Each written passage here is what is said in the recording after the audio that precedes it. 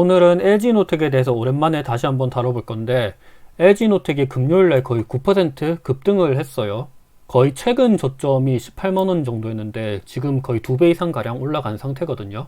사실 LG노텍에 대해서는 저번 영상에서도 많이 다뤘고 블로그에서도 몇 번 언급을 했었는데, 개인적으로는 지금 거의 2배 가량 올라왔지만 지금도 싸다고 생각을 하고 있어서, 물론 최근 들어 너무 많이 올라서 조금 부담스럽기는 하지만 멀티플로 봤을 때는 아직까지 저는 싸다고 생각을 하고 있기는 합니다. 사실 저번에 올렸을 때는 이렇게 주가가 많이 떨어졌을 때 올렸었거든요. 근데 지금은 거의 한 2배 가량 올라간 상태여서 살짝 부담스럽긴 한데, 사실 당시에는 LG노텍의 주가가 많이 떨어졌던 게 LG노텍이 유독 애플 의존도가 너무 높고, 그리고 새롭게 출시할 아이폰 13에 대한 실망이 너무 많다, 그런 이야기가 많았었거든요. 그때가 이제 삼성이 갤럭시 폴드를 본격적으로 나오고 그 갤럭시 폴드가 시장에 관심이 엄청 뜨거웠었던 시기였어요. 근데 아이폰 13은 보니까 전작인 아이폰 10이랑 아이폰 13이랑 별반 차이가 없었다라는 거죠. 근데 솔직히 말하면 저도 봤을 때 그렇게까지 뭐가 아이폰 10인지 뭐가 아이폰 13인지 잘 모르겠긴 합니다. 근데 예상을 뒤엎고 애플 아이폰 13은 엄청나게 지금 잘 팔리고 있죠. 보시다시피 중국에서도 지금 엄청나게 많이 팔리고, 아이폰 13이 지금 중국에서 6주 연속 판매가 1등이라고 합니다. 사실 중국 시장에서는 삼성의 갤럭시가 오랫동안 무덤인 상태였는데, 갤럭시 폴드가 등장하면서 중국 사람들이 이제 아이폰 말고 갤럭시 폴드로 넘어간다, 그런 이야기가 여튼 한 3, 4개월 전까지만 해도 많이 돌았어요. 근데 막상 까보니까 아이폰 13이 엄청나게 잘 팔렸다라는 거죠. 역시 중국 사람들의 애플에 대한 충성심, 그리고 우리나라도 못지않게 아이폰, 애플을 엄청나게 사랑을 하죠. 여튼 작년에 아이폰 13만 하더라도 거의 8천만 대 이상을 판매했고, 여기서 애플은 한술 더 떠 올해는 거의 3억 대 아이폰을 판매할 예정이라고 합니다.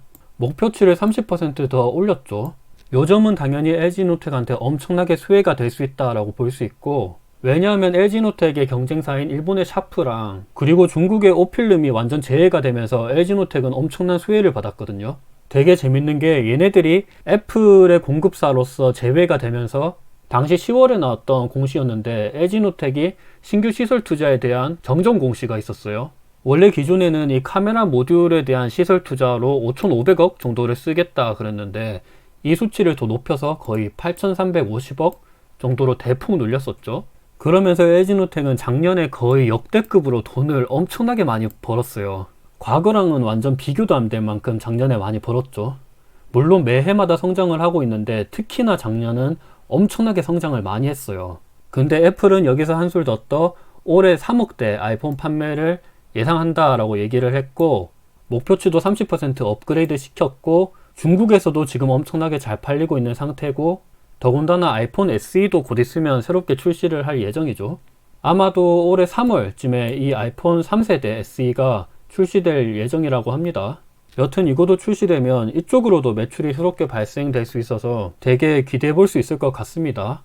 자, 그렇다면 다 좋고 LG노텍이 이때까지 돈을 엄청나게 잘 벌었고 앞으로도 잘 벌 것이다, 이거는 알겠는데, 그렇다면 지금 주가는 싸냐? 요거를 한번 보면 저는 개인적으로는 괜찮다라고 생각을 하고 있는 게, 아주 간단하게 그냥 전통적인 멀티플을 한번 살펴보더라도 LG노텍은 작년에 10배 정도의 멀티플이 지금 예상이 되고 있는데, 이 10배의 멀티플은 지금 역대 최저의 멀티플인 상태예요. 요거는 지금으로부터 3개월 전, 그때를 기준으로 한 멀티플이거든요. 지금은 주가가 조금 올라서 PER 기준으로 10배 정도긴 한데, 지난 10년 동안을 비교해서 보더라도 LG노텍은 지금 상당히 저평가를 받는 상태예요. 요거는 PER 말고도 EPS나 BPS, PBR, ROE 요 지표들을 통틀어 보더라도 지금 LG노텍은 충분히 가격적으로도 매력적이다, 이렇게 볼 수 있을 것 같고, 그리고 무엇보다 강력한 경쟁사였던 일본의 샤프랑 중국의 오필름이 아웃이 되면서 LG노텍이 애플에 대한 점유율이 더 높아졌다라는 것도 우리가 주목해 볼 수 있을 것 같아요. 사실 지금 이 멀티플 10배라는 거는 제가 봤을 때는 LG노텍의 지금 주력 사업인 카메라 모듈, 모바일향 카메라 모듈의 사업만 지금 가치평가를 해준 것 같아요. 근데 아시다시피 LG노텍의 주가가 최근 들어 많이 올랐던 거는 애플카나 AR, VR, 메타버스 요쪽 신성장 사업으로도 진출을 할 수 있다라는 기대감 때문에 많이 오른 건데, 물론 이쪽으로는 아직 매출이 발생하지 않고 있어서 정확한 가치 판단을 하기는 어렵긴 하겠지만, 그래도 이 모든 것들을 토탈했을 때 10배라는 PER은 너무 좀 작지 않나 라는 생각을 하고 있습니다. 사실 애플이라는 기업이 가지고 있는 브랜드 파워는 진짜 막강하기 때문에 가령 페이스북이나 구글, 아마존 이런 기업들이 어떤 제품을 내놓을 때보다도 애플이 새롭게 제품을 내놓을 때 시장에 미치는 혁신적인 그런 파급력이 엄청나게 커서 요거에 대한 프리미엄은 진짜 엄청 크다고 생각을 하고 있습니다. 그리고 LG그룹 자체가 전장사업 쪽으로 엄청나게 힘을 주고 있기 때문에 LG전자도 그렇고 LG노텍, LG디스플레이, LG에너지솔루션 그리고 LG화학도 전부 다 이렇게 전장사업 쪽으로 힘을 주고 있기 때문에 요런 점도 어찌 보면 LG노텍한테 되게 득이 많이 된다고 생각을 하고 있습니다.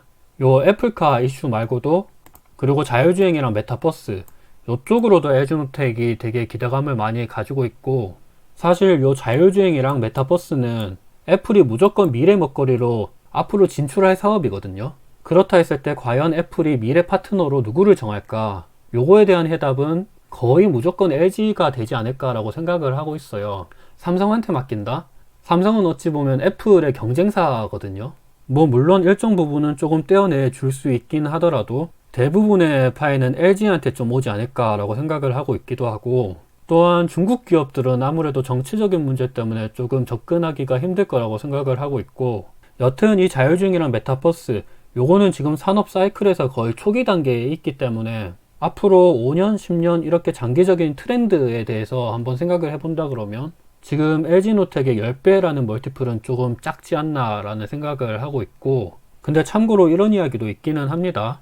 올해 출시 예정이었던 애플의 메타버스 헤드셋이 올해 못 볼 수도 있다. 개발 과정에서 과열이랑 카메라, 소프트웨어 관련한 난점이 불거졌다. 여튼 이런 점이 있다는 거는 한번 참고 삼아 체크하셔야 될 것 같고요. 그리고 최근에 이런 썰도 있어요. 테슬라의 전장 카메라 대량 공급을 추진하고 있다. 진짜 테슬라가 지닌 브랜드 파워도 애플 못지않게 엄청 크기 때문에 이것도 한번 눈여겨볼 수 있을 것 같아요. 참고로 테슬라의 기가 텍사스가 이제 곧 있으면 거의 완공이 될 겁니다. 완공이 됐나? 모르겠는데 텍사스의 위치가 여기 있거든요. 여기 크게 보면 미국의 텍사스가 여기 있는데 텍사스의 오스틴 공장 쪽에 여기 기가 텍사스가 있어요. 근데 보시면 LG노텍은 멕시코에 전장 부품 공장이 또 있어요. 멕시코 어디에 있냐를 보시면 여기 확대해 보면 여기 케레타로 이쪽에 LG노텍의 공장이 또 있어요. 그래서 위치적으로도 어느 정도 조금 괜찮다 이렇게 볼 수 있을 것 같아서 여기 테슬라의 카메라 공급을 추진하고 있다. 이것도 어느 정도 설득이 된다는 점에 있어서 우리가 주목해 볼 수 있을 것 같아요. 그리고 LG노텍의 재무적인 내용에 대해서 한번 간단하게 살펴보면 LG노텍은 지금 부채 비율이 134% 정도 가량 있습니다. 부채가 조금 많은 상태이긴 하죠. 근데 조금 한번 상세하게 살펴보면 요거는 LG노텍의 재무제표인데 실제로 LG노텍의 부채 중에서 가장 많은 부분을 차지하고 있는 것은 매입 채무예요. 제가 늘상 말씀드리지만 매입 채무는 이자가 발생하지 않는 부채예요. 금융비용이 발생하지 않는다는 측면에 있어서는 되게 양호한 편이죠. 단기 차입금은 생각보다 별로 없는 상태이기도 하고 근데 대신에 장기 차입금은 조금 많은 편이긴 하죠. 그럼에도 불구하고 LG노텍은 지금 현금이 거의 7,600억 정도가량 있는 상태여서 그렇게 재무적으로는 부실하다 이렇게 볼 수는 없을 것 같습니다. 솔직히 그리고 이거 단기 차입금이 거의 7천억 그리고 장기 차입금이 1조 2천억 가량 있는데 LG노텍의 영업이익을 보시면 한 해에 거의 1조 2천억 그리고 올해는 1조 3천억이 예상이 되고 있는데 요거를 생각해보면 차입금은 그냥 바로 갚을 수 있는 수준 정도라고도 볼 수 있을 것 같습니다. 그리고 캐펙스 투자도 거의 1년에 7천억 정도 엄청나게 투자를 많이 하고 있는 상태이기 때문에 LG노텍은 애플만 잘 가준다 그러면 LG노텍의 미래는 거의 보장됐다 이렇게도 볼 수 있을 것 같아요. 무엇보다 이 두 양반이 맨날 싸우기 때문에 여기서 중간에 혜택을 볼 수 있는 국가는 우리나라고 카메라 모듈 시장에서는 LG노텍이 될 수 있을 확률이 되게 크다 이렇게 볼 수 있을 것 같습니다. 최근에 LG노텍이 짧은 시간 내에 거의 2배가량 상승을 해서 살짝 부담스럽기는 하지만 앞으로의 미래를 본다 그러면 충분히 괜찮은 기업이지 않을까 라고 생각을 하면서 오늘 영상은 여기서 마치도록 하겠습니다. 다들 성투하세요.